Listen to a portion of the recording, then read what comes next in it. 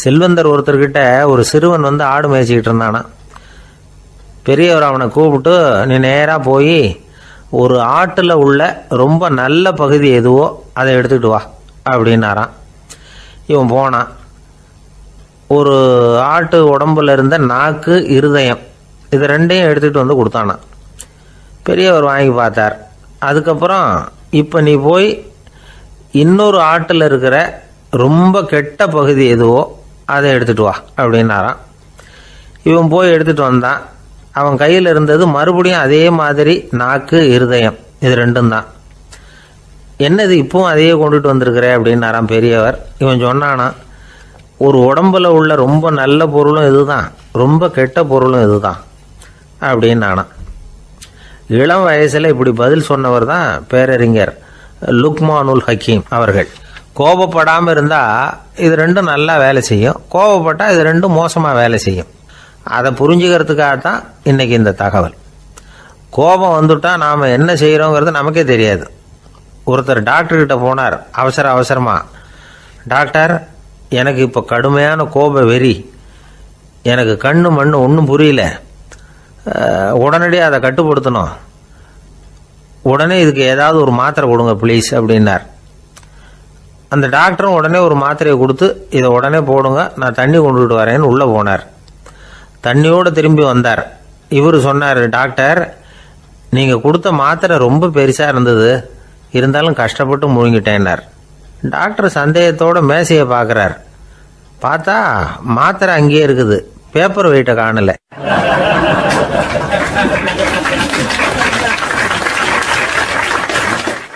காலை நேரம், கடற்கரை ஓரம், காலை வீசிக்கிட்டு கையை வீசிக்கிட்டு ஏதோ சண்டைக்கு போகிற சிப்பாய் மாதிரி எல்லாரும் நடந்து போயிட்டு இருக்கிறாங்க. நடைப்பயிற்சி. அதில் நமக்கு தெரிஞ்ச ஒருத்தர் எதிரில் வந்தார் ரொம்ப வேகமாக. என்ன சார் வாக்கிங்க அப்படின்னு கேட்டோம். அவரால் ஆமாம்னு பதில் சொல்ல முடியல, அவ்வளவு கஷ்டம். மூச்சு விடுறதுக்கே வாயை திறந்து மூடிட்டு இருக்கிறார். எங்கே பேசுறது? கொஞ்சம் நின்று நிதானித்து மூச்சு விட்டுட்டு அதுக்கப்புறம் சொன்னார் ஆமாம் அப்படின்னு. என்ன சார் இவ்வளவு வேகம்னோ? உங்கள் பேச்சை கேட்டுவிட்டு தான் சார் நடக்க ஆரம்பித்தோம். நீங்கள் தான் அடிக்கடி சொல்லிகிட்டு இருந்தீங்க நடக்கிறது நல்லதுன்னு. அன்னையிலேருந்து ஆரம்பிச்சுட்டேன், ஆனால் ரொம்ப கஷ்டமாக இருக்குது சார். இப்போ பாருங்கள், உங்கள்கிட்ட சுலபமாக பேசக்கூட முடியல, மூச்சு வாங்குது, உடம்பு கூட வலிக்கிறது மாதிரி இருக்குது அப்படின்னு அவர் பாட்டுக்கு பேச ஆரம்பிச்சிட்டார். உங்களை யார் சார் இவ்வளவு வேகமாக நடக்க சொன்னது? வேகத்தை குறைங்க, மெதுவாக நடங்க அப்படின்னோம். நீங்கள் நடக்கிறதுனால என்னென்ன சௌகரியம்னு அன்னைக்கு சொன்னீங்களே தவிர சௌகரியமாக நடக்கிறது எப்படின்னு சொல்லலையே அப்படின்னார் அவர். இன்னமும் லேசாக மூச்சு வாங்கிக்கிட்டே சொன்னால் கூட இவர் சொல்கிறதுலேயும் ஒரு நியாயம் இருக்குது. அதனால் இந்த நடைப்பயிற்சி பண்ணுறவங்க கவனிக்க வேண்டிய சில முக்கியமான குறிப்புகள் இருக்குது. அது என்னென்னங்கிறத அவங்க தெரிஞ்சுக்கணும். அது தெரிஞ்சு வச்சுக்கிறது நல்லது. இதெல்லாம் மருத்துவ நிபுணர்கள் சொல்கிற குறிப்புகள். அவங்க என்ன சொல்கிறாங்க தெரியுமா? உங்கள் வயசு 40க்கு மேலேயா? உங்கள் எடை இருக்க வேண்டியதை விட 10 கிலோ அதிகமாக இருக்குதா? நீங்கள் புகை பிடிக்கிறவரா? இதய நோய், இரத்த நாள நோய், உயர் இரத்த அழுத்தம் இப்படி ஏதாவது உங்களுக்கு உண்டா? அப்படின்னா நீங்கள் உங்கள் இஷ்டத்துக்கு வரிஞ்சு கட்டிக்கிட்டு நடைப்பயிற்சி பண்ண ஆரம்பிச்சிடாதீங்க. முதல்ல ஒரு மருத்துவ பரிசோதனை பண்ணிக்கோங்க, அதுதான் நல்லது அப்படின்னு அவங்க சொல்கிறாங்க. நடக்கிறப்போ, உடற்பயிற்சி செய்கிறப்போ மார்பு பகுதியில் அல்லது வேறு எங்கேயாவது தொடர்ந்து வலி இருந்ததுன்னா பயிற்சியை நிறுத்தி விட்டு டாக்டரை போய் பார்க்கணும். நடைப்பயிற்சி பண்ணுறப்போ உங்கள் சக்திக்கு தகுந்த மாதிரி மெதுவாக அதிக கஷ்டம் இல்லாமல் முன்னேறலாம். அங்கே என்ன போட்டியாக வைக்கிறாங்க, முந்திக்கிட்டு போய் என்ன பண்ண போகிறோம்? பரிசாக வாங்க போகிறோம். அதனால் நிதானம் அவசியம் அப்படிங்கிறது அவங்க ஆலோசனை. தொந்தரவு கொடுக்காத ஷூ, ட்ரெஸ்ஸு இதுகளை உபயோகப்படுத்துங்க. பாதத்தில் ஆடு தசை இருக்குல்ல, அங்கே ஏதாவது பிரச்சனை இருந்ததுன்னா டாக்டரை பாருங்கள். இந்த பாதத்தில் வலி வரும் அந்த இடத்துல. வெயில் காலமாக இருந்தால் தலைக்கு தொப்பி வச்சுக்கோங்க. பனியில் நடந்தாலும் அப்படி தான், தலையை பத்திரமா பார்த்துக்குங்க. நம்மக்கிட்ட ஏதோ கொஞ்சம் உருப்படியாக தெரியறது அது தானே. உடற்பயிற்சிக்கு முன்னாடி பின்னாடி பயிற்சி செய்கிறப்போ நிறைய தண்ணி குடிக்கலாமா. முதல் 1 மாதத்துக்கு கொஞ்சம் தளர்த்தியாக சாவகாசமாக நடக்கலாம். மணிக்கு 3 அல்லது 4 கிலோமீட்டர் வேகம்னு வச்சுங்களேன். அதுக்கப்புறம் வேகத்தை அதிகப்படுத்தலாம். மணிக்கு 6 அல்லது 8 கிலோமீட்டர் அளவுக்கு நடக்கலாம். நல்லா கையை வீசிக்கிட்டு நடக்கணும். மூச்சு விடுற எண்ணிக்கை அதிகரிக்கணும். இது மாதிரி ஒரு 30 நிமிஷம் நடக்கலாம். தனியாக நடந்து போகிறதுக்கு உங்களுக்கு என்னமோ மாதிரி இருக்குதா, கூட யாரையாவது சேர்த்துக்குங்க. ஒரு குரூப்பாக சேர்ந்து போகலாம். நடக்கிறதுங்கிறத ஒரு சந்தோஷமான சமாச்சாரமாக ஆக்கிக்கணும். தினம் இப்படி நடக்க வேண்டி இருக்குதே அப்படின்னு புலம்பிக்கிட்டே போகக்கூடாது. சில பேர் நடக்கிறப்போ கடந்த காலத்தை அசை போட்டுக்கிட்டே போவாங்க, சில பேர் வருங்காலத்தை அசை போட்டுக்கிட்டே போவாங்க, சில பேர் முக்கியமான திட்டம்லாம் இப்படி நடக்கிறப்போ தான் தீர்மானம் பண்ணுவாங்க. நடக்கிறதுனால மன இறுக்கம் குறையுது, பரபரப்பு குறையுது, மன ஆற்றல் பெருகுது, தன்னம்பிக்கை வளருது, முதுமை தள்ளி போகுது, செயல்திறன் அதிகரிக்குது. இதை தவிர உடம்புக்கும் பல விதமான சௌகரியங்கள் ஏற்படுது. அதனால் இது வரைக்கும் நடக்க ஆரம்பிக்காதவங்க இனிமேல் இந்த குறிப்புகளை கவனத்தில் வச்சுக்கிட்டு நடக்க ஆரம்பிச்சுடலாம். சார்லஸ் லேம்ப் அப்படின்னு ஆங்கில இலக்கிய மேதை ஒருத்தர், அவர் ஒரு தரம் உடம்பு சரியில்லைன்னு டாக்டர்கிட்ட போனாராம். டாக்டர் அவரை பார்த்துட்டு, நீங்கள் தினமும் காலையில் வெறும் வயத்தில் நடக்கணும் அப்படின்னாராம். வெறும் வயத்தில் நடக்கிறதுக்கு நான் தயார், ஆனால் வயிறு கிடைக்கணுமே சார், யார் வயத்து மேலே நடக்கிறது டாக்டர் அப்படின்னு கேட்டாராம் இவர்.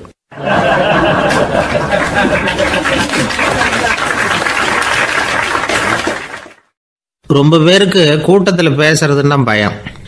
நமக்கு ஒன்றும் தெரியாதுன்னு மற்றவங்க நினச்சிடக்கூடாதுங்கிற எண்ணம் தான் இதுக்கு காரணம். ரொம்ப முக்கியமான ஒரு கூட்டம்னா பயம் அதிகமாக இருக்கும். முக்கியமானவங்கள்லாம் வருவாங்களே, அவங்களாம் நம்மளை பற்றி மட்டமாக நினச்சிருவாங்களே அப்படிங்கிற பயம் வந்துடும். ஆனால் மேடை பேச்சுங்கிறது அவ்வளவு கடினமான ஒரு காரியம் இல்லைங்கிறாங்க அது சம்பந்தமான நிபுணர்கள். யாரும் பேச்சாளர் ஆகலாம், இது ஒன்றும் பெரிய கிஃப்ட் கிடையாது அப்படின்னு அவங்க சொல்கிறாங்க. நீங்கள் ஒரு சிறந்த பேச்சாளர் ஆகணுமா அப்படின்னா அதுக்குன்னு சில ஆலோசனைகளை சொல்லி வச்சிருக்கிறாங்க அனுபவசாலிகள். முதல் ஆலோசனை என்னென்னா, உங்கள் பேச்சு எளிமையாக இருக்கணும். ஏதாவது ஒரு கருத்து அல்லது 2 கருத்து சொன்னால் போதும், 20 அல்லது 30 கருத்துக்களை சொல்லிகிட்டே போகக்கூடாது. 2வது ஆலோசனை, நீங்கள் என்ன பேச போகிறீங்கிறது முதல்ல உங்களுக்கு நல்லா புரியணும். அதுக்கப்புறம் தான் அதை அடுத்தவங்களுக்கு புரிய வைக்க முடியும். எப்படி ஆரம்பிக்க போகிறோம், எந்த கருத்தை முக்கியமாக வலியுறுத்த போகிறோம், எப்படி முடிக்க போகிறோம் அப்படிங்கிறத முதல்ல நல்லா சிந்திச்சு மனசில் வச்சுக்கணும். கடைசியாக என்ன சொல்கிறீங்களோ அதுதான் கேட்குறவங்க மனசில் நிற்கும். 3வது ஆலோசனை என்னென்னா, உங்கள் பேச்சு சுருக்கமாக இருக்கணும். ஒரு 15 நிமிஷம் பேசுகிறது ரொம்ப பொருத்தம், மணிக்கணக்கில் பேசிக்கிட்டு இருக்கிறது நல்லதில்லை. 4வது ஆலோசனை, நீங்கள் பேசுகிறது உண்மையாக இருக்கணும். உங்களுக்கு உண்மையான அனுபவங்கள் இருக்கும், அதை சொல்லலாம். உங்களுடைய உண்மையான அனுபவங்களை மற்றவங்களோட பகிர்ந்துக்கணும், அதுதான் முக்கியம். 5வது ஆலோசனை, ஆரம்பத்தில் கொஞ்ச நேரம் உங்களை பற்றியும் எதிரில் உள்ளவங்களை பற்றியும் சம்பந்தப்படுத்தி ஏதாவது பேசி ஒரு நெருக்கத்தை ஏற்படுத்திக்கணும். ஒவ்வொருத்தரும் இப்போ இவர் பேச போகிறது நம்ம சம்மந்தப்பட்டது அப்படின்னு நினைக்க ஆரம்பிச்சிருவாங்கல்ல, அதுக்கப்புறம் அவங்க கேட்க தயாராகிட்டாங்கன்னு அர்த்தம். எதிரில் உட்காந்துருக்கிற கூட்டத்திலிருந்து 3 பேரை தேர்ந்தெடுங்க. அதாவது வலது பக்கம் ஒருத்தர், நடுவில் ஒருத்தர், இடது பக்கம் ஒருத்தர். அதாவது உங்களை ரொம்ப கனிவாகவும் ஆர்வமாகவும் பார்க்குறவராக பார்த்து தேர்ந்தெடுத்துங்க மனசுக்குள்ளே. நீங்கள் பேசும்பொழுது என்ன பண்ணணும்னா, இவங்களை நேருக்கு நேராக மாறி மாறி பார்த்துக்கிட்டே பேசுனீங்கன்னா நீங்கள் ஏதோ ஒட்டுமொத்த கூட்டத்தையும் பார்த்து பேசுகிறதாக ஒரு உணர்வு அது ஏற்படுத்திவிடும். 6வது ஆலோசனை என்னென்னா, சொற்பொழிவுன்னா நீங்கள் பேசணும், படிக்கக்கூடாது. எழுதி படிக்கிறது நல்லா இருக்காது. குறிப்புகள் வேணும்னா வச்சுக்கலாம். படிக்கிறது பேப்பர்லேருந்து வர்றது மாதிரி இருக்கும், பேசுறது இதயத்திலேருந்து வர்றது மாதிரி இருக்கும். அப்புறம் 7வது ஆலோசனை சொல்கிறாங்க, அது என்னென்னா, மேடையில் ஏறி நின்ன உடனே இயல்பாக மூச்சை இழுத்து விட்டுங்க, இயல்பு நிலைக்கு வாங்க, அதுக்கப்புறம் இயல்பாக பேச ஆரம்பிக்கலாம் அப்படிங்கிறாங்க. இவ்வளவும் பேச்சு கலையில் வல்லுநர்களாக இருக்கிறவங்க சொல்லுகிற ஆலோசனைகள். இதையெல்லாம் கடைபிடிச்சா நமக்கும் அதுக்கும் வெகு தூரம்னு நினச்சிக்கிட்டு இருந்த ஒன்று இப்போ கிட்டத்தில் நெருங்கி வந்துடும்.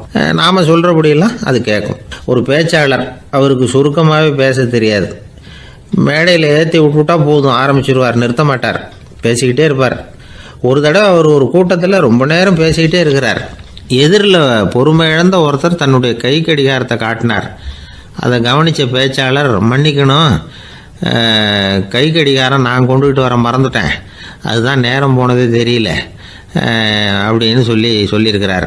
இதுக்கு அவர் சொன்னாராம் கோபமா, ஏய்யா கடிகாரத்தை தான் பார்க்க முடியல, மறந்துட்டேன், பக்கத்தில் மாட்டிருக்கிற கேலண்டரையாவது பார்க்கக்கூடாதா அப்படின்னாராம்.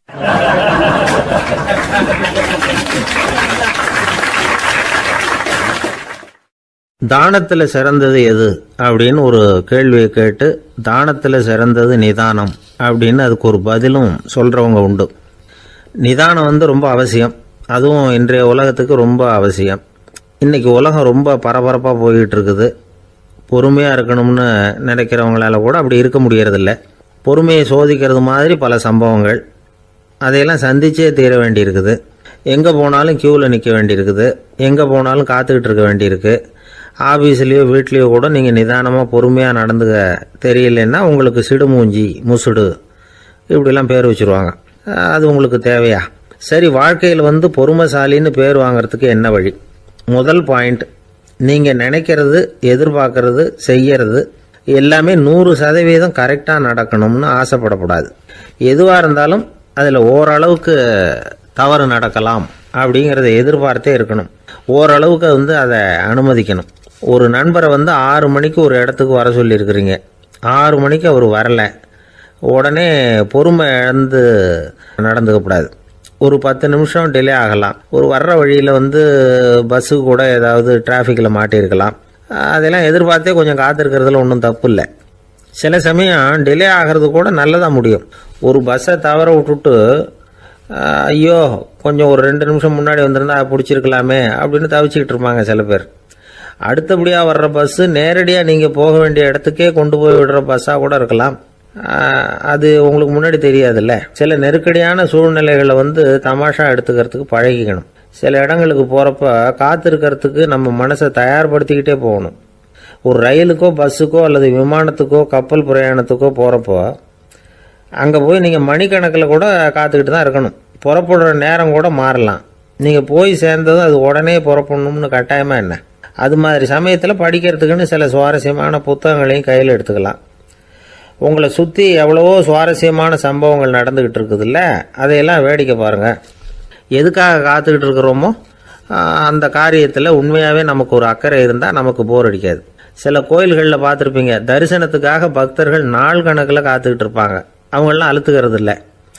ஆண்டவனை தரிசிக்கணுங்கிற உண்மையான அக்கறை இருக்கிறதுனால அவங்களுக்கு போர் அடிக்கிறது இல்லை.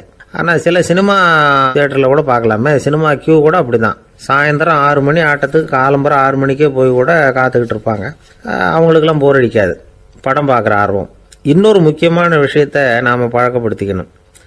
லிவ் ஃபார் தி மூமெண்ட் அப்படிங்கிறாங்க நிபுணர்கள். ரொம்ப பேர் எப்படின்னா அடுத்தபடியாக நடக்க போகிற விஷயத்திலேயே கவனமாக இருப்பாங்க.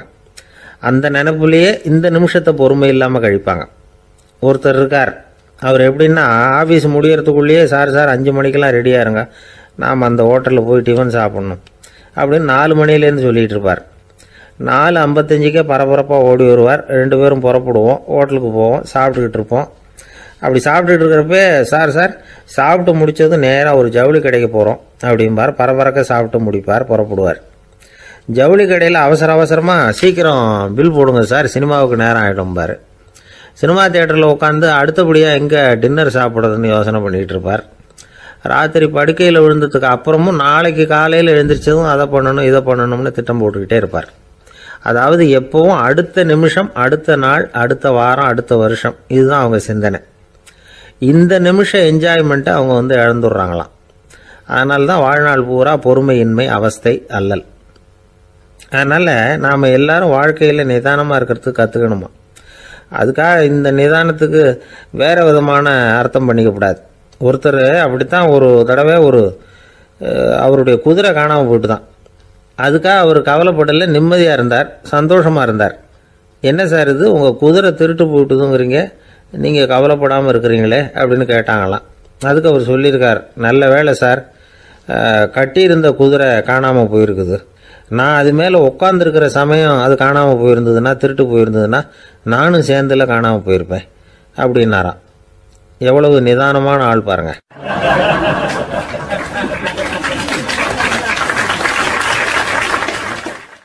ஒரு ஊரில் ஒரு சித்தர் இருந்தார், சூஃபி சித்தர். அவர் ஞானம் பெற்ற ஒரு சித்தர். ஒரு நாள் அந்த நாட்டு மன்னன் அவரை பார்க்கறதுக்காக வந்தான். என்ன வேணும் உனக்குன்னு கேட்டார். நான் கடவுளை பார்க்கணும், அதுக்கு நீங்கள் தான் உதவி பண்ணணும் அப்படின்னா அவன். சித்தர் கொஞ்சம் யோசனை பண்ணார். சரி, போயிட்டு நாளைக்கு வாடினார். அதே மாதிரி மன்னன் போயிட்டு அடுத்த நாள் வந்தான். இங்கே நீ என்னோட ஒரு வாரம் தங்கியிருக்க வேண்டியிருக்கும்னார். சரின்னா ஒரு பிச்சை பாத்திரத்தை தூக்கி கையில் கொடுத்தார். அவனுக்கு ஒன்றும் புரியல. இருந்தாலும் வாங்கிட்டான். வாங்கிட்டு இதை என்ன செய்யணும் அப்படின்னு கேட்டான். இதை ஒன்றும் செய்ய வேணாம், இதை எடுத்துக்கிட்டு பக்கத்தில் உள்ள கிராமங்களுக்கு போ, வீடு வீடாக பிச்சை எடுத்துக்கிட்டு வா. அப்படி வந்த பிறகு தான் உனக்கு சாப்பாடும் ஓய்வும் கிடைக்கும். ஒரு வாரம் அப்படி செய். அதுக்கப்புறம் 8வது நாள் நாம் கடவுளை பற்றி யோசிக்கலாம் அப்படின்னார். இப்படி இவர் சொன்னதை கேட்டதும் அந்த அரசனுக்கு அதிர்ச்சி ஆயிட்டுது. ஒரு மாதிரி ஆயிட்டான். தன்னுடைய சொந்த நாட்டில் சொந்த குடிமக்கள்கிட்ட போய் பிச்சை எடுக்கிறதா அப்படின்னு யோசனை பண்ணி பார்த்தான். அதுக்கப்புறம் மெதுவா அவன் அந்த சித்தரை பார்த்தான். ஐயா, சொந்த நாட்டிலேயே பிச்சை எடுக்கிறதுன்னா எனக்கு ஒரு மாதிரியா இருக்கு, வெக்கமா இருக்கு. நான் வேணும்னா வெளி தேசத்தில் எங்கேயாவது போய் பிச்சை எடுக்கவா அப்படின்னு கேட்டான். இதுக்கு அந்த சித்தர் ஒரு சம்மதிக்கலை. இதை பாரு, உன்னால பிச்சை எடுக்க முடியலன்னா பேசாம திரும்பி அரண்மனைக்கே போயிடு. அதுக்கப்புறம் கடவுளை பற்றியெல்லாம் பேசுறதுக்கு என்னை தேடிட்டு வரக்கூடாது அப்படின்னு விட்டார். மன்னன் தயங்கினான். இருந்தாலும் மனசை சரி பண்ணிட்டு சம்மதிச்சான். சரிங்க, ஒரு வாரம் இங்கே தங்குறேன், நீங்கள் சொல்கிறது மாதிரி பக்கத்து கிராமங்களுக்கு போகிறேன், வீடு வீடாக பிச்சை எடுக்கிறேன், வர்றேன் அப்படின்னா. ஒரு வாரம் தெரு தெருவாக பிச்சை பாத்திரத்தோடு அலைஞ்சான். சொந்த ஊரில் சொந்த குடிமக்கள்கிட்ட பிச்சை எடுத்தான். 7 நாள் முடிஞ்சுது. 8வது நாள் அந்த சித்தர் மன்னனை கூப்பிட்டார். இப்படி வாழ்னார். வந்தான். இனிமே நீ கடவுளை பற்றி என்கிட்ட கேட்கலாம்னார். இனிமே கேட்கறதுக்கு ஒன்றுமே இல்லை சுவாமின்னா இவன். ஒரு வார காலம் பிச்சை எடுத்த பிறகுதான் கடவுளை காண முடியும் அப்படின்னு நான் கனவு கூட காணவில்லைன்னா. அப்படின்னா நீ பிச்சை எடுத்த காலத்தில் அப்படி என்னதான் நடந்தது அப்படின்னு கேட்டார் அவரு. சுவாமி, ஒரு வார காலம் பிச்சை எடுத்ததில் என்னுடைய ஆணவம் அழிஞ்சுட்டுது. அது இப்போ இருக்கிற இடமே தெரியல. இப்போ அதை காணவே காணோம். பிச்சைக்காரனாக இருந்தப்போ பெற்றதை மன்னனாக இருக்கும்போது பெற முடியாதுங்கிறத புரிஞ்சுக்கிட்டேன் அப்படின்னா மன்னன்.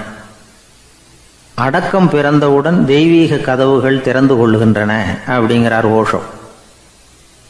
நம்மால் ஒருத்தன் ஆணவம் அழியணுங்கிறதுக்காக ஒரு திருவோட்டை எடுத்துக்கிட்டு தெரு தெருவா பிச்சை எடுக்க ஆரம்பிச்சான்.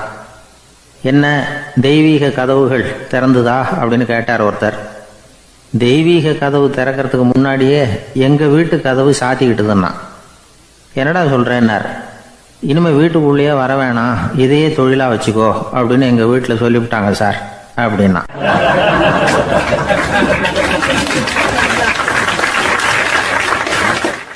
ஒரு ஊர்ல ஒரு மன்னர் இருந்தார். ஒரு நாள் அவருடைய அரசவைக்கு ஒரு ஓவியன் வந்தான். அவன் சீனா தேசத்திலிருந்து வந்தவன், தாவோ சிந்தனையாளன். அவன் அங்க வந்து மன்னர் முன்னாடி நிக்கிறான். யாரும் செய்ய முடியாத ஒரு காரியத்தை என்னால் செய்ய முடியும்னா. இவன் இப்படி சொன்னதை கேட்டதும் ஏற்கனவே அங்க இருந்த அரசவை ஓவியன் ஒருத்தனுக்கு கோபம் வந்துட்டுது. இதோ பாரு, இப்படிலாம் பேசக்கூடாது, நான் வேணும்னா உன்னுடைய சவாலை ஏத்துக்கிறேன் அப்படின்னா. நாம 2 பேரும் ஓவியம் தீட்டுவோம், அதை பார்த்துட்டு நம்ம 2 பேர்ல யாரு சிறந்த ஓவியன் அப்படிங்கிறத மன்னரே தீர்மானம் செய்யட்டும், என்ன சொல்ற அப்படின்னு கேட்டான் அவன். அவனும் சரின்னு ஒத்துக்கிட்டான். போட்டி ஆரம்பமாச்சு. அரசர் அவங்களுக்கு 2 சுவர்களை ஒதுக்கி கொடுத்தார். 6 மாச காலம் அவகாசம் கொடுத்தார். 2 ஓவியர்களும் அவங்கவங்க வேலையை ஆரம்பிச்சாங்க.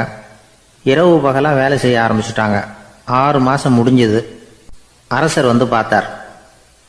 முதல்ல தன்னுடைய அரசவை ஓவியர் தீட்டி இருந்த ஓவியத்தை பார்த்தார். ரொம்ப பிரமாதமா இருந்தது, பாராட்டினார். இதோ பாரு, உன்னுடைய ஓவியம் அற்புதமா இருக்கு, உயிரோட்டம் உள்ளதா இருக்குது, கலையின் உச்சமே இதுதான், இதை விட சிறந்த ஒரு ஓவியத்தை வேற யாராலையும் படைக்க முடியாது அப்படின்னார். அதுக்கப்புறம் அந்த சீன ஓவியன் கிட்ட போனார். எங்க உன்னுடைய ஓவியம்னு கேட்டார். திரைச்சீலையை விலக்கி விட்டு பாருங்கன்னா. மன்னர் வந்து அந்த திரைச்சீலையை விளக்கினார். உள்ள வந்து ஓவியம் இருக்க வேண்டிய இடம் கண்ணாடி மாதிரி தெரிஞ்சுது. அவன் அந்த 6 மாச காலமா அந்த சுவரை வந்து தேய்ச்சி தேய்ச்சி கண்ணாடி மாதிரி ஆக்கி வச்சிருக்கிறான். அதுக்கு நேராக எதிர் சுவரில் அரசவை ஓவியன் தீட்டின ஓவியம் இருக்கு. அது எதிரில் இருந்த இந்த கண்ணாடியில பட்டு பிரதிபலிக்குது. மன்னர் யோசனை பண்ண ஆரம்பிச்சார். அப்புறம் அந்த சீன ஓவியனை பார்த்து கேட்டார். இதை பாரு, நீ என்னுடைய ஆளை வந்து தோற்கடிச்சுட்ட அப்படிங்கிறதுல சந்தேகம் இல்லை, ஆனாலும் எங்களை ஏமாத்தி இருக்கிற, எந்த ஓவியமும் நீ வரையிலையே அப்படின்னார். அரசே, இதுதான் உண்மையான ஓவியம், உயிருள்ள ஓவியம். இது வந்து மனோபாவங்களை பிரதிபலிக்கும், மாறுகின்ற காலங்களை அப்படியே காட்டும் அப்படின்னா அந்த சீன ஓவியன். கையால் வரைகிற ஓவியங்களில் சலனம் இல்லை. கண்ணாடி அப்படி கிடையாது. சக்தியின் ஓட்டம் அதில் எப்பவும் இருந்துக்கிட்டே இருக்கும். கண்ணாடி மட்டுமே ஜீவன் உள்ள ஓவியமாக இருக்க முடியுங்கிறத அந்த சீன ஓவியன் தெரிஞ்சு வச்சிருந்தான். ஏன்னா அவன் ஒரு தாவோ சிந்தனையாளன். ஒவ்வொரு குழந்தையும் இந்த கண்ணாடியோட தான் பிறக்குது. ஆனால் நாம் என்ன செய்கிறோம்னா ஓவியங்களை கண்ணாடி மீது பதிப்பிச்சு விடுறோம். கண்ணாடி நம்மளை பிரதிபலிக்குது. நம்முடைய அழகோ அவலட்சணமோ கண்ணாடியை பாதிக்கிறது இல்லை. ஏன்னா அதுக்கு மனம் கிடையாது. கடந்து போன வினாடியை பற்றி அது சிந்திக்கிறது இல்லை. அடுத்த கணத்தை பற்றின எதிர்பார்ப்பும் அதுகிட்ட கிடையாது. அதுதான் பற்றற்ற நிலை. மனிதனுக்கு தேவைப்படுறது அதுதான். கண்ணாடி கிட்ட இருந்து நாம் கற்றுக்கொள்ள வேண்டிய பாடம் இது. வாழ்க்கையில் மனிதர்களை நேசிக்கலாம், உலகின் அழகையெல்லாம் பிரதிபலிக்கலாம், ஆனால் எதையும் பற்றி கொண்டு விடக்கூடாது அப்படிங்கிறது பெரியவர்கள் அறிவுரை. துயரம்ங்கிறது பற்றுக்களின் சாயை. கண்ணாடி முன்னாடி நிற்கிறப்போவெல்லாம் நமக்கு இந்த ஞாபகம் வரணுமா. ஒரு குடும்ப தலைவர் ஒரு நாள் காலையில் விடிஞ்சு எழுந்திரிச்சதும் சத்தம் போட்டார். யார் இந்த கருங்குரங்கு படத்தை என் ரூமில் கொண்டாந்து மாட்டி வச்சது அப்படின்னு கத்தினார். சமையல் கட்டிலிருந்து மனைவி பதில் சொன்னாங்க. தூக்க கலக்கத்தில் உளராதிங்க, நல்லா பாருங்க, அது படம் கிடையாது, முகம் பார்க்குற கண்ணாடி அப்படின்னாங்க.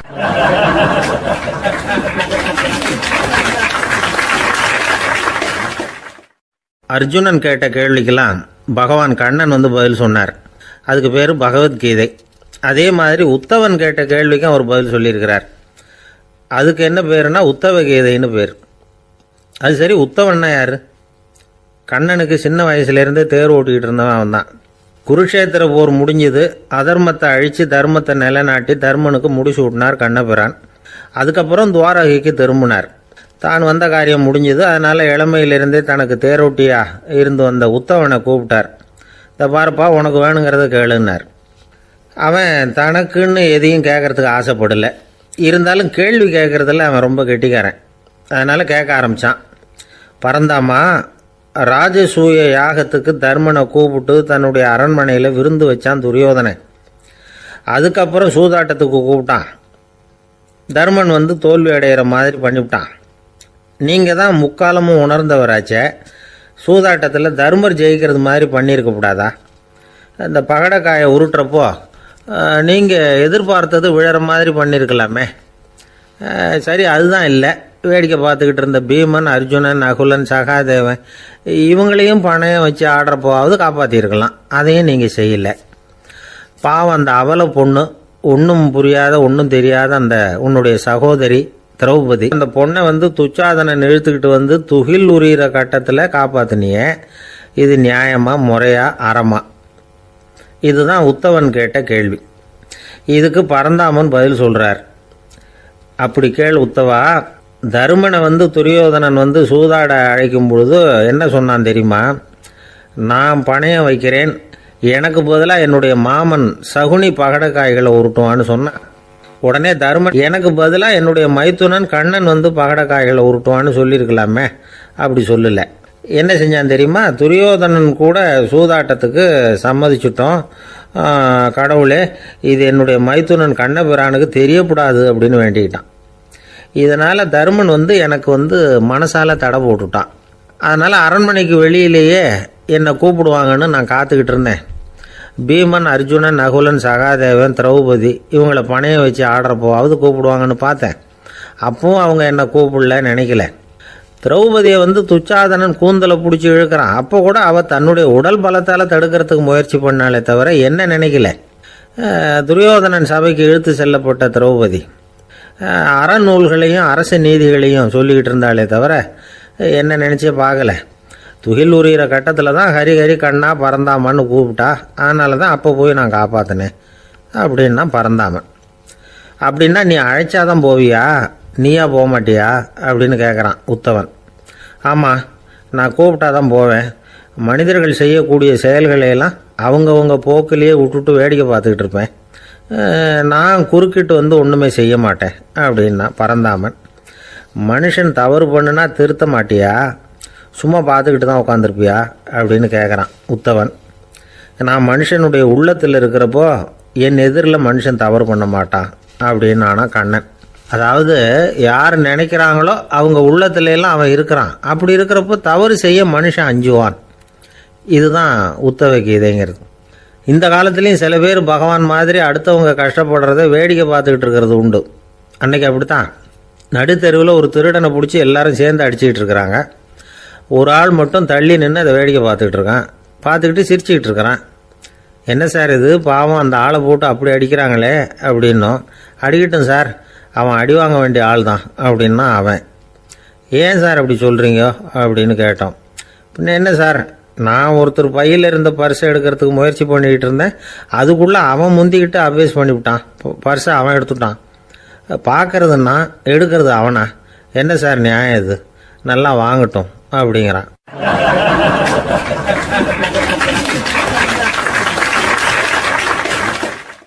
ஒரு பள்ளிக்கூடம் வகுப்பு நடந்துகிட்டு இருக்கு. ஆசிரியர் பாடம் நடத்திக்கிட்டு இருக்கிறார். நடத்தி முடிச்ச உடனே கேட்டார், மாணவர்களே, இதுவரைக்கும் நான் நடத்தின பாடத்தில் உங்களுக்கு ஏதாவது சந்தேகம் இருக்கா அப்படின்னு கேட்டார். அப்புறம் ஒவ்வொருத்தராக கேட்டார். ஒரு மாணவன் எழுந்திருச்சான்.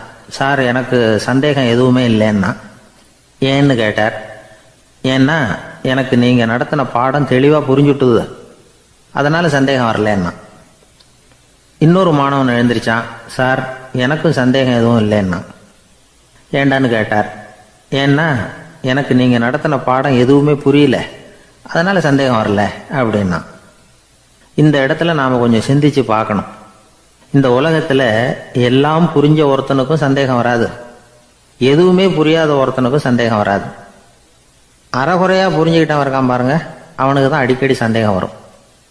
ஆக மாணவர்களை இந்த 3 வகையாக பிரிக்கலாம். அதே மாதிரி தான் மனிதர்களையும் 3 வகையாக பிரிக்கிறாங்க ஆன்மீகவாதிகள். ஒரு ஆன்மீக பெரியவர் என்ன சொல்றார் தெரியுமா? இந்த உலகத்தில் 3 வகையான மனிதர்கள் இருக்கிறாங்களாம்.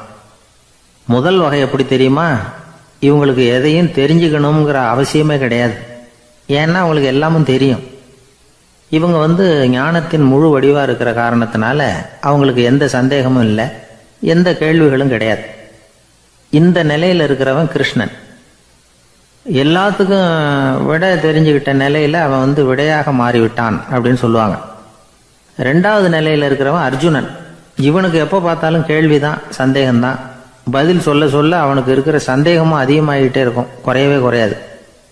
அர்ஜுனன் மாதிரி உள்ளவங்க எப்பவும் கேள்வி கேட்டுக்கிட்டே இருப்பாங்க. ஒரு கேள்விக்கு விட கிடைச்சுட்டுன்னு வைங்க, உடனே இன்னொரு கேள்வி அவங்க கிட்ட இருந்து வரும். கிருஷ்ணனுடைய நிலை எப்படின்னா அது கேள்விகளே அற்ற ஒரு நிலை. அர்ஜுனனுடைய நிலை எப்படின்னா அது கேள்விகளை தவிர வேறு எதுவும் அற்ற ஒரு நிலை.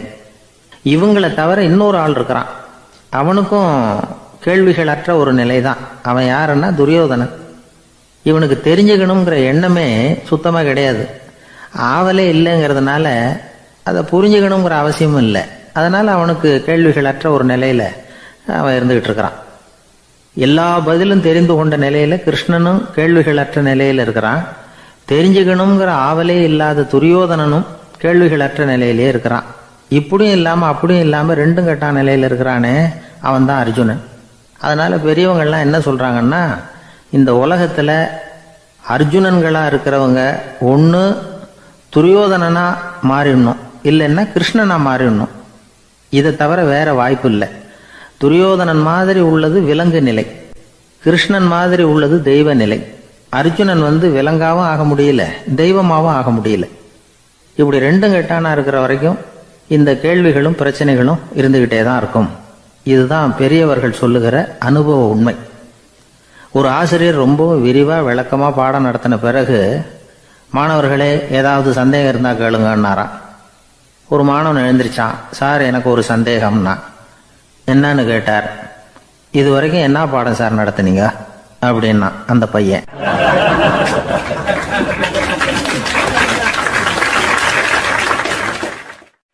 ஜெருசலேம் அங்க உள்ள ஒரு தேவாலயம். அதுல உள்ள பலிபீடத்தின் முன்னாடி ஒரு பெட்டி உண்டு. அது காணிக்கை பெட்டி. ஆலயத்துக்கு வர்றவங்க பிரார்த்தனை பண்ணிவிட்டு திரும்பி போற சமயத்துல அந்த பெட்டியில காணிக்கை போடுவாங்க. அவங்களால எவ்வளவு முடியுமோ அவ்வளவு போடுறது வழக்கம். அவங்கவுங்க வசதிக்கு தகுந்த மாதிரி போடுவாங்க.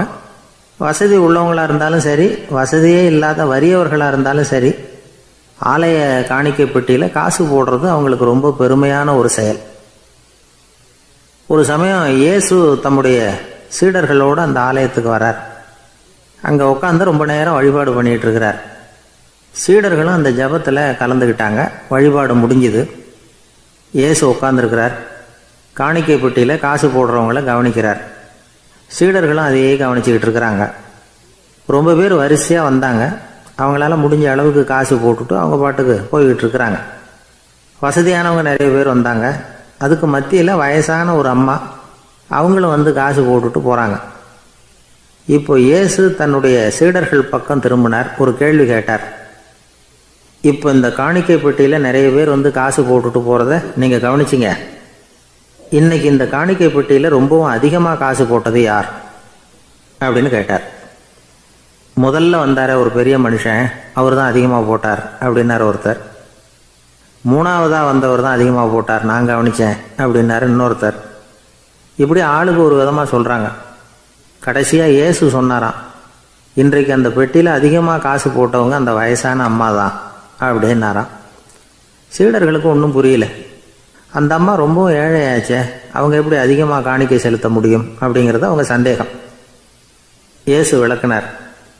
நிறைய பேர் வந்தாங்க, நிறையவே காசுகள் போட்டாங்க, அது உண்மைதான். ஆனால் அந்த அம்மா என்ன பண்ணாங்க கவனிச்சிங்களா? வந்தாங்க, தன்னுடைய காசு பையை திறந்தாங்க, அப்படியே கொட்டுனாங்க. அதில் இருந்தது 2 காசுகள் தான். அந்த 2 காசும் காணிக்கை பெட்டியில் விழுந்துட்டுது. மற்றவங்கள்லாம் தங்கள்கிட்ட இருந்த செல்வத்தின் ஒரு சிறு பகுதியை எடுத்து பெட்டியில் போட்டாங்க. ஆனால் இந்த அம்மா தன்கிட்ட என்ன இருந்ததோ அதை அப்படியே போட்டுட்டாங்க. தன்னுடைய பிழைப்புக்காக வச்சிருந்த அவ்வளவையும் இழக்கிறதுக்கு தயாராகிட்டாங்க. அவ்வளவு தாராள மனசு அவங்களுக்கு. அதனால் அவங்க செலுத்தின காணிக்கை தான் அளவில் அதிகம் அப்படின்னார். விலை மதிப்பில்லாத முத்து புதையல் ஒருத்தனுக்கு கிடைக்க போகுதுன்னு வச்சுக்கோங்க. அதன் மதிப்பை உணர்ந்தவன் என்ன பண்ணுவான்? அதை அடையிறதுக்காக தன்கிட்ட இருக்கிற எதையும் கொடுக்கறதுக்கு தயாராக இருப்பான் இல்லையா? அது மாதிரி தான் இதுவும் அப்படின்னார். உலக மதிப்பீடுகளை துரும்பா தூசியாக மதித்து அதையெல்லாம் உதறி விடுகிறவன் இறையருள் அப்படிங்கிற இணையில்லாத செல்வத்தை பெறுகிறான் அப்படிங்கிறது இதில் உள்ள கருத்து. இறைவனுக்காக இழப்பதுன்னா துன்பப்படுகிறவர்களுக்காக, ஏழைகளுக்காக, ஏதுமற்றவர்களுக்காக இழப்பது அப்படின்னு அர்த்தம். உங்கள் அயலானுக்கு நீங்கள் என்ன உதவி செய்தாலும் அதை எனக்கே செய்கிறீர்கள் அப்படின்னு இயேசு சொல்லியிருக்கிறார். அடுத்தவங்களுக்கு உதவணுங்கிற குணம் இன்னைக்கு ரொம்ப குறைஞ்சி போச்சு. ஒருத்தன் வாழைப்பழத்தோல் வழுக்கி கீழே விழுந்துட்டான். பக்கத்தில் இருந்த நண்பன் உடனே இவனை தூக்கிக்கிட்டு போய் ஆஸ்பத்திரியில் சேர்த்துட்டான்.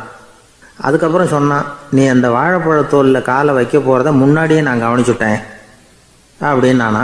அப்படின்னா அப்போவே நீ எனக்கு உதவி செஞ்சுருக்கலாமே அப்படின்னானா அவன். நான் டாக்டருக்கு உதவலாம்னு நினச்சிட்டேன் அப்படின்னா இவன்.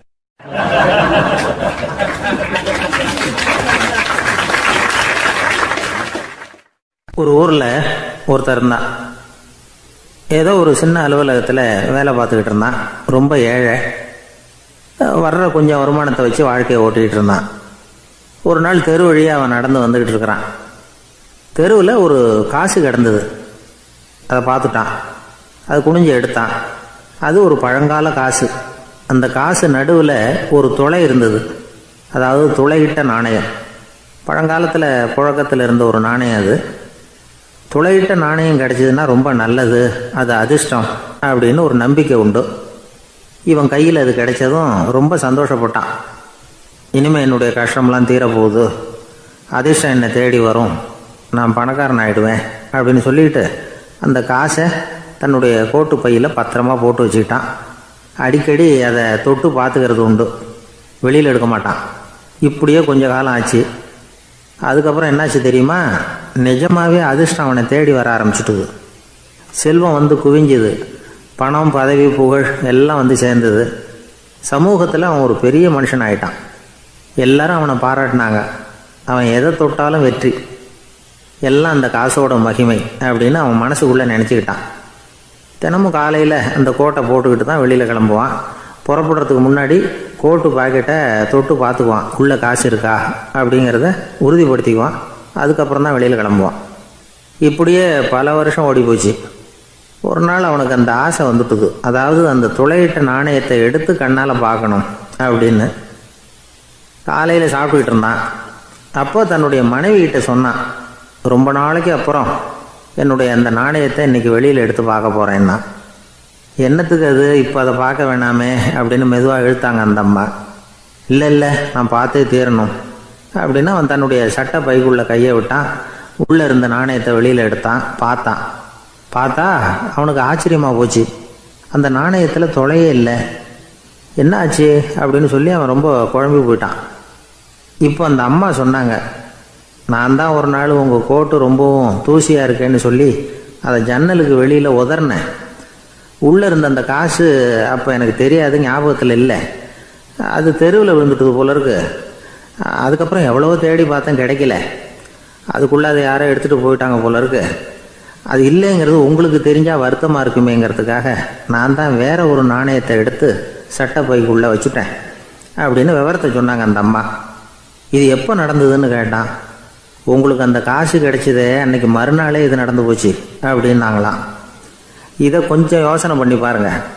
அவனுக்கு அதிர்ஷ்டத்தை கொடுத்தது அந்த நாணயம் இல்லை, அவனுடைய நம்பிக்கை, அதாவது தன்னம்பிக்கை.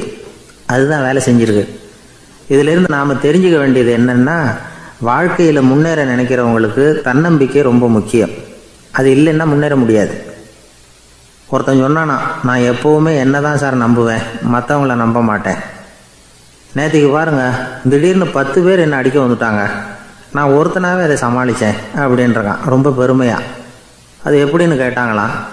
ஒரே ஓட்டமாக அங்கேருந்து ஓடி வந்துட்டேன் அப்படின்னு நானா.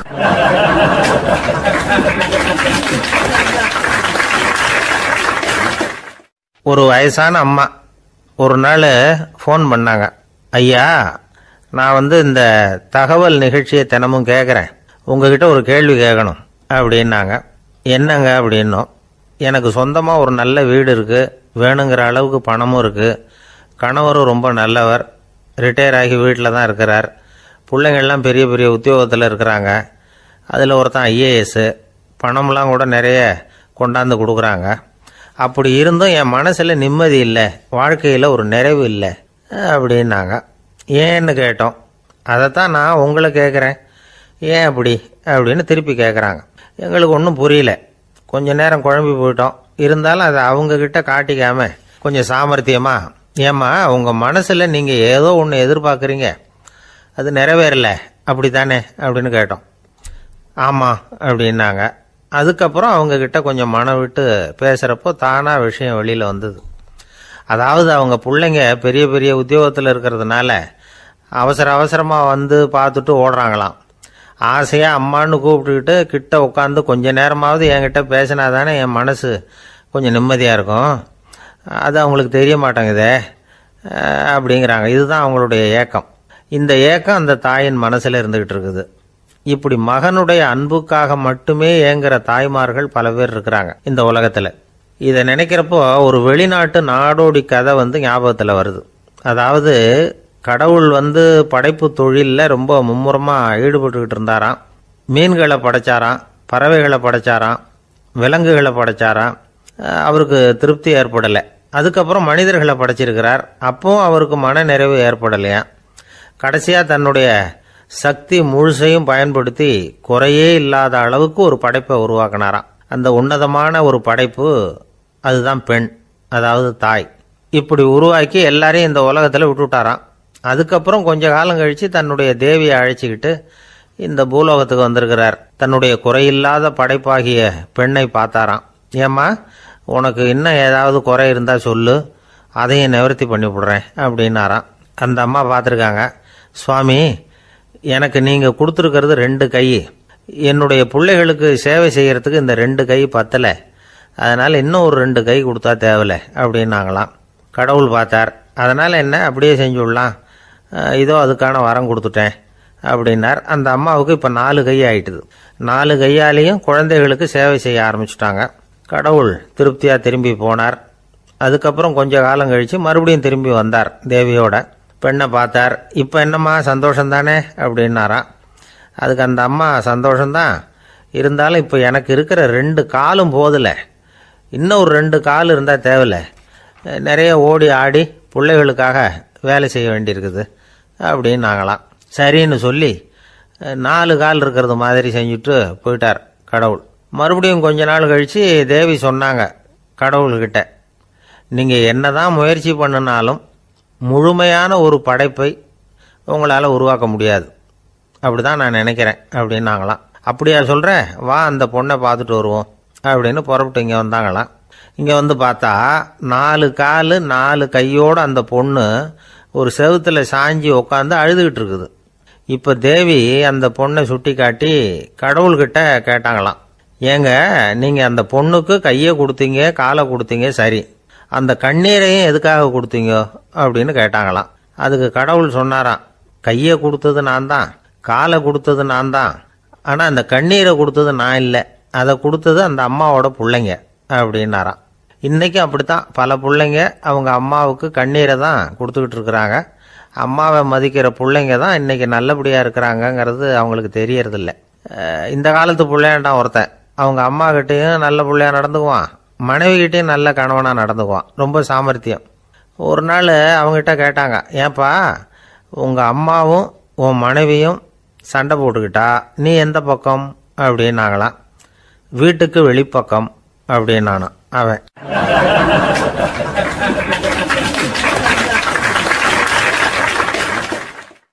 வாழ்க்கையில் ரொம்பவும் அடிபட்டு அல்லல் போட்டுக்கிட்டு இருக்கிற ஒருத்தர் வந்தார். மனசு ரொம்பவும் நொந்து போய் பேசினார். இந்த உலகத்தில் மனுஷனாக பிறந்ததை விட மாடாக பிறந்திருக்கலாம் சார் அப்படின்னார். திடீர்னு வந்து என்கிட்ட இப்படி சொன்னால் அதுக்கு நான் என்னங்க பண்ண முடியும் அப்படின்னேன். உங்ககிட்ட வரணும்னு தோணுச்சு, அதனால் வந்தேன் அப்படின்னார்.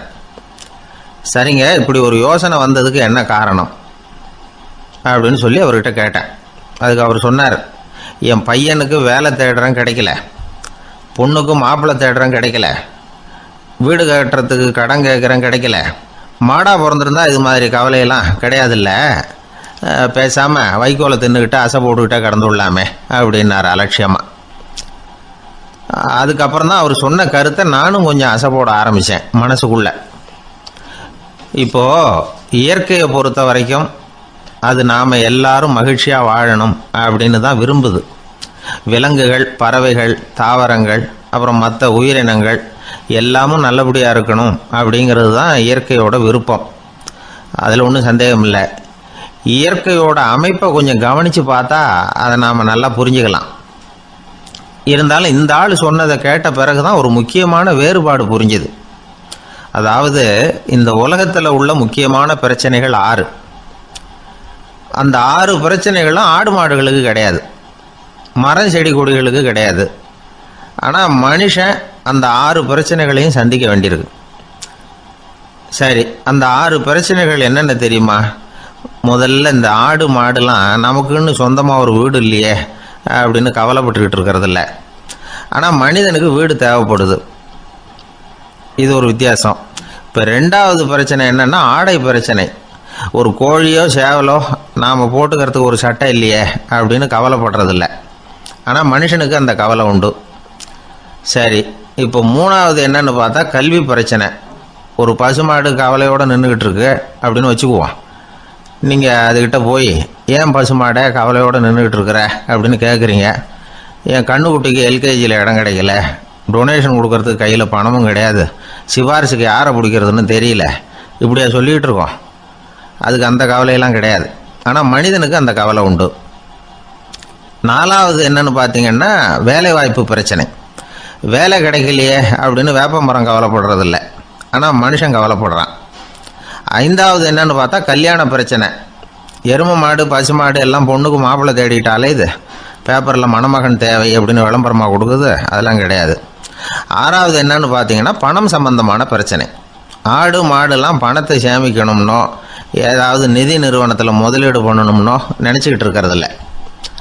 பணத்தை எப்படி காப்பாற்றுறது அப்படிங்கிற கவலையும் அதுகளுக்கு கிடையாது. குதிரை வந்து குளம்போடு பிறக்குது, அதனால் அது காடு மேடெல்லாம் கவலை இல்லாமல் தெரியலாம். ஆடு வந்து உடம்புல ரோமத்தோடு பிறக்குது, அதனால் அது குளிரை பற்றி கவலைப்பட வேண்டிய அவசியம் இல்லை. ஆனால் மனுஷனை பார்த்திங்கன்னா அவன் தான் ஒன்றும் இல்லாமல் பிறக்கிறான். ஏன் இந்த பாகுபாடு அப்படின்னு கேட்டால் இதை பற்றி கொஞ்சம் சிந்திச்சு பார்க்கணும். அதாவது இந்த சந்தேகத்தை ஒரு பெரியவர்கிட்டையும் கேட்டேன். அவர் சொன்னார் இதுக்கு பதில். அவர் இதே கேள்வியை இயற்கை கிட்ட கேட்டாராம். இயற்கை பதில் சொல்லிச்சான், வேற யாருக்கும் கொடுக்காத ஒரு வலுவான கருவியை, ஒரு பவர்ஃபுல் வெப்பன், மனுஷனுக்கு கொடுத்துருக்கிறேனே அந்த கருவியை உபயோகப்படுத்தி அந்த 6 பிரச்சனை மட்டும் இல்லை 6 கோடி பிரச்சனைகள் இருந்தாலும் அதையெல்லாம் சமாளிக்கலாம். அது கருவி என்ன தெரியுமா? அதுதான் 6வது அறிவு. அதை உபயோகப்படுத்தினா காலுக்கு செருப்பு தயார் பண்ணிக்கலாம், குளிருக்கு போர்வை தயார் பண்ணிக்கலாம், என்ன வேணும்னாலும் செய்யலாம் அப்படின்னு இயற்கை பதில் சொல்லிச்சான். அதனால் நாம் செய்ய வேண்டியது என்னென்னா இயற்கையை முதல்ல சரியாக புரிஞ்சுக்கணும்.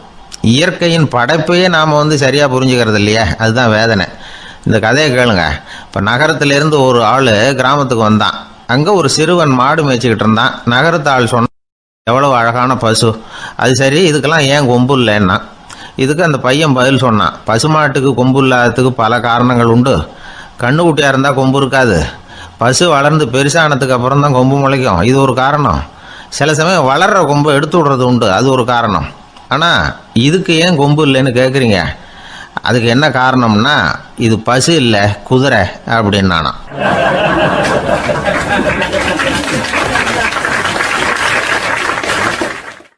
அங்கே ஒரு புதர் தெரியுது இல்லையா, இந்த புதருக்குள்ளே ஒரு சிங்கம் இருக்குது. அந்த பக்கமாக நான் போகிறப்போ வர்றப்போலாம் அது என்கிட்ட ஒம்பு வளர்க்குது, தகராறு செய்யுது, என் மேலே பாயுது, என்னை தாக்குது, ஏன்னு தெரியல அப்படின்னுது. இதை கேட்டதும் அந்த குரங்கு சொல்லிச்சு, இனிமேல் கவலைப்படாத, இந்த தடவை நான் உன்னை காப்பாற்றுறேன்னுது. அதுக்கப்புறம் ஒரு நாள் அந்த குரங்கும் கழுதியும் அந்த புதர் பக்கமாக போய்கிட்டு இருந்தாங்க. எதிர்பார்த்தது மாதிரியே நடந்தது. அந்த சிங்கம் எதிரில் வந்தது, கழுதியை பார்த்தது, உடனே அது மேலே பாய ஆரம்பிச்சுட்டுது. அவ்வளவுதான். உடனே இந்த குரங்கு என்ன பண்ணிச்சு தெரியுமா, கிடுகிடுன்னு ஒரு மரத்து மேலே ஏறி உட்காந்துக்கிட்டது. அங்கே உட்காந்துக்கிட்டு கீழே அந்த கழுதியும் சிங்கமும் போடுற சண்டையை வேடிக்கை பார்க்க ஆரம்பிச்சுட்டுது. கொஞ்ச நேரம் கழித்து அடிபட்ட காயத்தோடு அந்த கழுதை மெதுவாக நடந்து வந்தது. குரங்கும் மெல்ல மரத்தை விட்டு கீழே இறங்கிச்சு. இப்போ கழுதை கேட்டுது, என்னை காப்பாற்றுறேன்னு சொல்லிவிட்டு காலை வாரி விட்டுட்டியே, நீ பாட்டுக்கு மரத்து மேலே ஏறி உட்காந்துக்கிட்டே, அது நியாயமானது. குரங்கு பரிதாபமாக அதை பார்த்துது. நான் மரத்து மேலே இருந்து நீங்கள் 2 பேரும் சண்டை போட்டதை பார்த்துக்கிட்டு தான் இருந்தேன். உன்னோட சத்தம் தான் அதிகமாக இருந்தது, அது நீ சிரிக்கிற மாதிரி எனக்கு கேட்டுது, அதனால் நீ தான் ஜெயிச்சுக்கிட்டு இருக்க போல இருக்கு அப்படின்னு நினச்சிவிட்டேன்னது.